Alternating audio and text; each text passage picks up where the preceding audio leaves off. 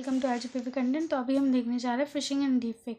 इससे पहले के इंपॉर्टेंट टॉपिक्स मैंने सारे के सारे अपलोडेड कर चुके हैं, आप प्लेलिस्ट में जाके वॉच आउट कर सकते हैं। तो फिशिंग क्या होता है डीप फेक में? फिशिंग एक साइबर क्राइम होता है जहाँ पे साइबर अटैकर क्या करता है, tries to trick you into revealing sensitive information like password, OTPs, bank details by pretending to be someone trustworthy. इसका मतलब है कि फिशिंग एक ऐसा साइबर क्राइम है जहाँ पे जो क्रिमिनल होगा वो ऐसा बताएगा कि वो आपका क्या है, एक ट्रस्टवर्दी इंसान है और आपकी जैसी वो पूरी डिटेल्स बना के रखेगा कि बिल्कुल आपको लगेगा कि यही इंसान जो है वो मेरा मतलब ट्रस्टवर्दी है, लेकिन वो एक्चुअल वो इंसान नहीं होता। वो क्या रहता है, क्रिमिनल होता है, वो प्रिटेंड करता है बिल्कुल सेम होने का और फिर आपसे वो क्या ले सकते हैं, पासवर्ड ले सकते हैं, OTP, बैंक डिटेल्स ले सकते हैं। अब एक एग्जांपल, जैसे एक अगर कंपनी का मैनेजर है तो उसके लिए वो क्या करेगा, एक सिंपल एम्प्लॉय का बिल्कुल सेम जीमेल अकाउंट बनाएगा और फिर उसी जीमेल से क्या करेगा, वो एक मैनेजर को ट्रिक कर सकता है कि आप की बैंक डिटेल्स दे दो, मुझे यहाँ पे लगानी है, एक्सेट्रा एक्सेट्रा। तो इस तरीके से क्या होगा, वो बैंक डिटेल्स दे देगा और फिर वो किसी भी हद तक पैसे निकाल सकता है ना। तो देखो डीप फेक्स में क्या होता है, अब डीप फेक्स में फिशिंग कैसे रहती है। Deepfake or artificial intelligence tries to trick you into revealing information by creating realistic but fake videos or audios or images to of people। मतलब डीप फेक क्या है, AI का है जहाँ पे क्या करते हैं, ट्रिक करते हैं, किस लिए, रिवील करें ताकि आप इंफॉर्मेशन कैसे कैसे। देखो डीप फेक्स में कौन कौन सी चीज़ें इंक्लूडेड रहती हैं, या तो फेक वीडियोस बनाएंगे वो बिल्कुल आपकी जैसे, आपकी जैसे क्लोन बना देंगे और आपके जैसे वॉइस लगा देंगे, ऑडियो वीडियो बना देंगे, जिससे क्या लगेगा कि वही इंसान है पर वो एक्चुअल में नहीं होता। फिर deep fake technology is use to make phishing attacks. Deep fake technology क्यों यूज़ की जा रही, फिशिंग अटैक्स के लिए।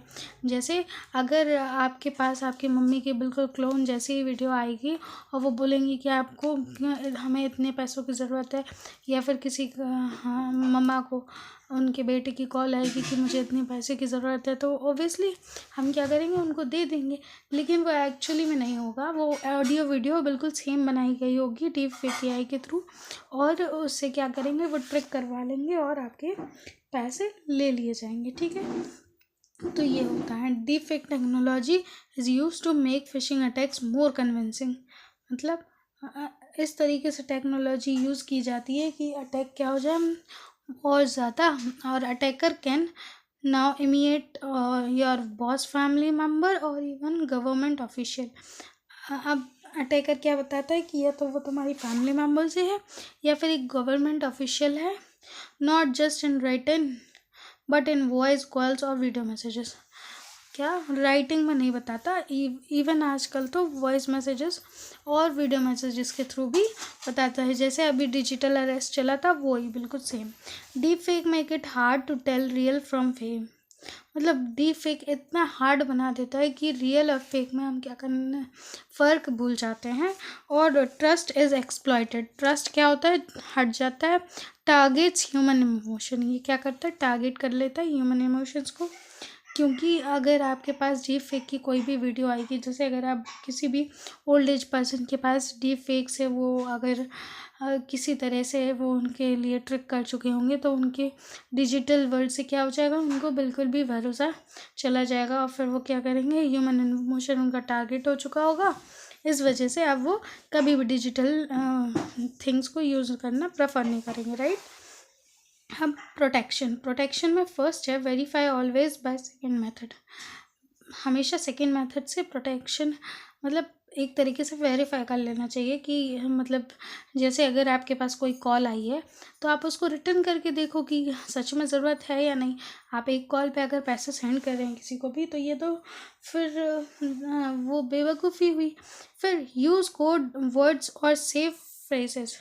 मतलब यूज़ कर क्या करना चाहिए, कोड वर्ड्स या फिर सेफ फ्रेजेस। जैसे अगर आपसे कोई भी इंसान पैसे मांग रहा है आपके मदर होने का, फादर होने का प्रिटेंड करके, तो आप सिंपली ऐसा कोई ओल्ड इंसिडेंट पूछ सकते हैं उनसे, या फिर ऐसे कोई चीज़ पूछ सकते हैं जो उस अटैकर को मैं भी ना मालूम हो।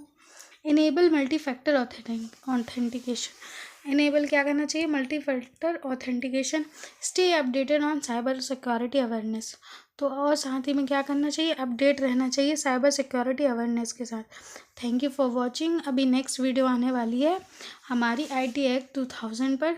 सो अगर आपको वो वीडियो चाहिए है और अगर आपको अपडेट बने रहना है तो प्लीज़ लाइक शेयर सब्सक्राइब करें हमारे चैनल को। Thank you for watching, bye bye.